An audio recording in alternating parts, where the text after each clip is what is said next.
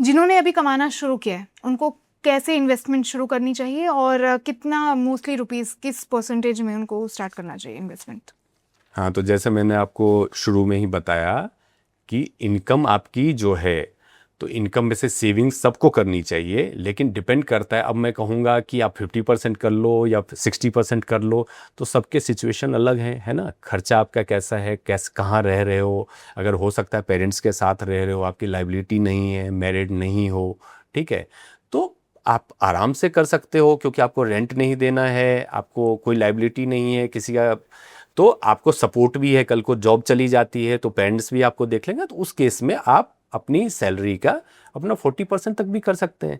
लेकिन अगर आप मान लीजिए किसी अदर स्टेट से आते हैं, दूसरे सिटी से, नोएडा जैसी जगह में रह रहे हैं या कहीं पे और रह रहे हैं, और आपको अपने ऊपर ही अपने पैसे से ही सब कुछ मैनेज करना, कोई बैकअप प्लान नहीं है, या मान लो मतलब घर से सपोर्ट नहीं है, तो उस केस में तो आपको मैं नहीं रेकमेंड करूंगा कि, रेकमेंड करने से भी क्या होगा, उसके पास है ही नहीं, जेब खाली है, कहाँ से नहीं, आदमी लेकिन करेगा। 1-2 हज़ार भी जैसे आजकल बहुत लोग बोलते हैं कि बट 1-2 हज़ार करो। हाँ, तो लेकिन जब आप जॉब स्टार्ट करते हैं तो ये माइंडसेट, एक जो मनी मैनेजमेंट, क्योंकि हमारे स्कूल में कॉलेज में कभी सिखाया नहीं जाता है, ये सब चीज़ें बच्चे को शुरू से ही सिखाना चाहिए। क्योंकि मनी मैनेजमेंट, वॉरेन बफेट का आपने नाम सुना होगा, तो वॉरेन बफेट जो थे, और वो उनके फादर और ग्रैंडफादर वो लेजेंडरी, वो क्योंकि वॉरेन बफेट का हम जानते हैं कि बहुत बड़े इन्वेस्टर, लेकिन इनके फादर, उनका फैमिली का भी वैसे ही था, इन्वेस्टमेंट या मार्केट रिलेटेड, वो माहौल ऐसा था। तो वॉरेन बफेट की एक छोटी सी कहानी है, तो उनकी बेटी ने उनसे पैसे मांगे, ठीक है, पैसे थे उस टाइम, वो मतलब इतने रिच तो इतने फेमस नहीं, लेकिन हो चुके थे।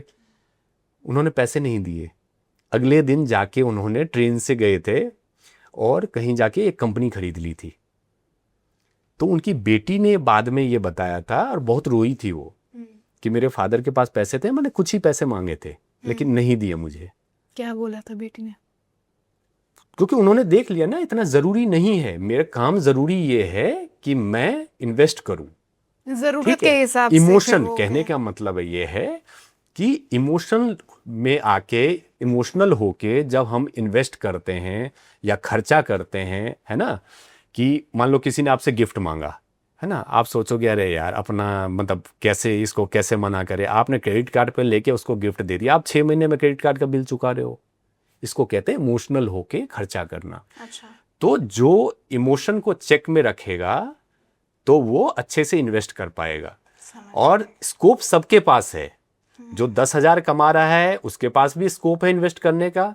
क्यों? एसआईपी में 100 रुपये आप डाल सकते हो, अब तो बहुत सारी कंपनी 100 रुपये अलाउ कर रही है, पहले 500 का था, ठीक है, अब उसको पॉकेट एसआईपी बोलते हैं, अब छोटा एसआईपी, डेली एसआईपी शुरू कर रहे हैं कितनी सारी कंपनी, अब डेली एसआईपी की, ठीक है, आप कुछ भी काम करते हैं ऐसे, है ना, डेली कि वेजेस वालों के हाँ, लिए। कि आपके पास मंथली का कुछ फिक्स नहीं है कि 1 तारीख को सैलरी आ रही है आपको, लेकिन डेली का कुछ ना कुछ आ जाता है आपके पास, अब डेली एसआईपी कर दो, वो भी अलाउ कर रहे हैं, बहुत सारे ऐप्स पे हैं। अच्छा, कौन सा ऐसा फाइनेंशियल कॉमन मिस्टेक है जो अक्सर लोग करते हैं?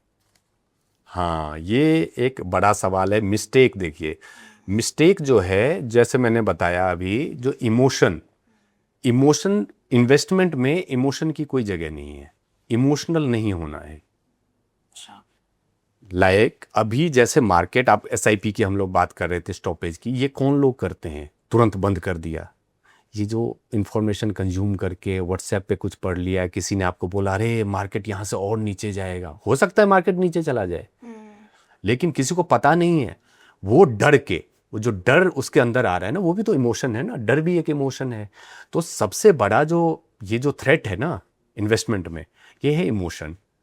और एक चीज है कि मार्केट को कभी भी आप टाइम करने की कोशिश मत करो कि नहीं अब यहाँ पे एग्जिट मारते हैं, यहाँ पे एंट्री करते हैं। लेट्स से कि अभी आपको लग रहा है कि यहाँ पे ना निकल के ठीक है, सपोज करो कल मार्केट रिकवर करके आप पछताओगे, है ना, आपने मार्केट को टाइम करने की कोशिश करी ना, तो मार्केट को टाइम दो, भूल जाओ इन्वेस्टमेंट करके। अच्छा, इमरजेंसी फंड कैसे बचाया जाए? आपकी अगर कैपेसिटी है, इतनी इतनी इनकम है, तो आप उसमें इमरजेंसी फंड का कहते हैं कि लेट्स से कि किसी की नौकरी चली जाती है और उसको मान लीजिए 6 महीना अपना घर चलाना है, खर्चा तो आपका फिक्स है, तो आप चलाओगे कैसे, ठीक है, आप पीएफ निकाल लोगे, ठीक है, वो खर्च खत्म हो गया, कुछ सेविंग्स थी वो खत्म हो गई, अब क्या करोगे, कुछ गोल्ड है वो भी हटा लिया। लेकिन इसलिए ये सब कहते भी हैं तो इमरजेंसी फंड में ही आएगा, इसको भी जमा कैसे करेगा कोई? नहीं, अगर हैं आपने पहले से ही इसको कर रखा है तो 6 मंथ्स कहते हैं। इमरजेंसी फंड का मतलब है आप 6 मंथ्स का ऐसा बना के चलिए कि आपको जो बेयर मिनिमम रिक्वायरमेंट्स हैं आपकी, अगर रेंट पे रह रहे हो तो रेंट है, या ईएमआई आपकी चल रही है ना, तो आपके ईएमआई 6 महीने का पे कर पाओ, बच्चा अगर है तो उसकी स्कूल फी है, या कोई मेडिकल छोटे मोटे कुछ ऐसे मेडिकल क्राइसिस हो जाए कुछ ऐसे, तो आप वहाँ पे उसको मीट कर पाओ। तो ओवरऑल 6 जितने मंथ भी खर्चे हैं तो 6 लेट महीने से कि आपका चाहिए 50,000 60,000 का खर्चा है महीने का, तो 3 लाख रुपए आप 6 महीने का, बचा जो के कि रखें। हाँ, ताकि आपकी जॉब लगने में टाइम लगेगा, या आप जॉब सर्च करोगे मार्केट में जाओगे तो तुरंत तो कुछ मिल नहीं जाता है। तो इमरजेंसी फंड का मतलब ये है 6 मंथ्स का आप अपना कॉर्पस बचा के रखिए, ताकि आपको किसी के सामने हाथ ना फैलाना पड़े। या